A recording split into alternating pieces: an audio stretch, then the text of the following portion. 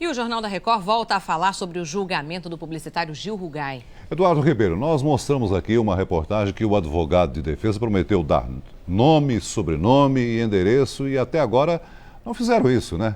Eles trouxeram outras novidades? De fato, até agora eles não falaram sobre isso, mas ainda tem tempo porque na hora dos debates eles poderão apresentar, sim, pelo menos me disse hoje o advogado, 2 potenciais assassinos para o casal. Agora, novidade do dia, na minha opinião e na opinião dos jornalistas e juristas que estão aqui fora, é a seguinte: a principal testemunha do caso para a acusação, o vigia que diz ter visto Gil Rugai sair da casa depois do crime, quando prestou depoimento à polícia foi acompanhado por uma advogada, justamente para atestar que ele não estava sendo ameaçado.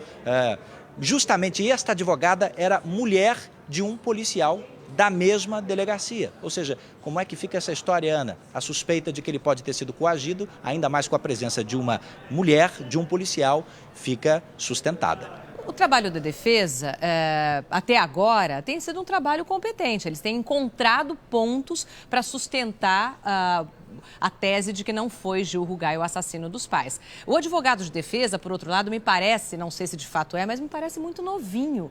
O que tem por trás dele? Quem ensinou esse rapaz a ter uma atuação tão, digamos, convincente? Bom, ele é novo, ele é competente sim, esse é o primeiro grande julgamento, a gente estava fazendo as contas aqui, ele tem 26 anos, na época do crime, então ele tinha apenas 16 anos, era um adolescente. A grande ajuda dele é a mãe, Ilana Casoy, uma escritora, escreveu alguns best-sellers sobre assassinos em série e agora está trabalhando na tentativa de defender um acusado de assassinato. Vamos entender agora um pouco sobre o que se passa na cabeça dos jurados, as 7 pessoas escolhidas para definir o futuro de Gil Rugai. O lugar mais importante do plenário é ocupado por eles. E a escolha dos 7 foi feita entre 55 pessoas, convocadas no início do ano para participar de todos os julgamentos de 2013. São 2 filas de cadeiras. Na frente se sentam 3 homens, um funcionário estadual, um diretor de recursos humanos e um engenheiro. Atrás ficam os outros 4, um funcionário do Banco Central, uma bancária, uma diretora de escola e um contador. Nenhum deles é novato em matéria de tribunal. Pelo contrário, 2 já participaram de pelo menos 5 julgamentos. E na hora de escolher os jurados, defesa e acusação puderam dispensar até 3 candidatos. E é aí que entrou toda a estratégia de cada uma das partes. É um caso de muitos indícios, não tem prova direta. É preciso gente que raciocine bastante. Logo, a composição final foi levando em conta esses dados. Polêmicas sobre perícias e, de outro lado, provas indiciárias que necessitam de raciocínio. Desde o começo da tarde de ontem, os 7 jurados permanecem incomunicáveis. Não podem assistir à TV, ler jornais e sequer conversar por telefone com seus parentes.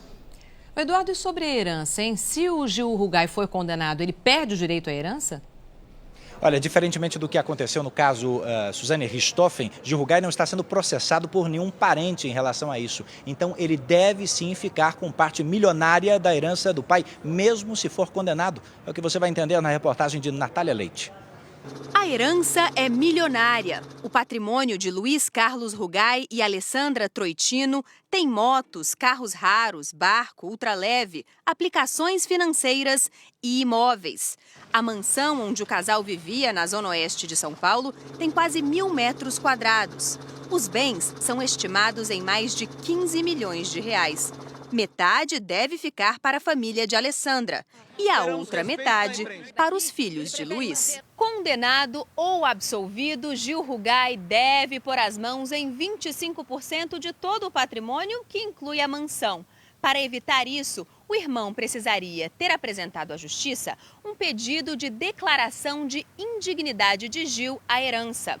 O prazo para abrir o processo venceu e Léo não se manifestou. A mãe, Maristela Greco, e o irmão acreditam na inocência dele. Este advogado explica: a decisão criminal não tem influência no processo civil, que trata dos bens.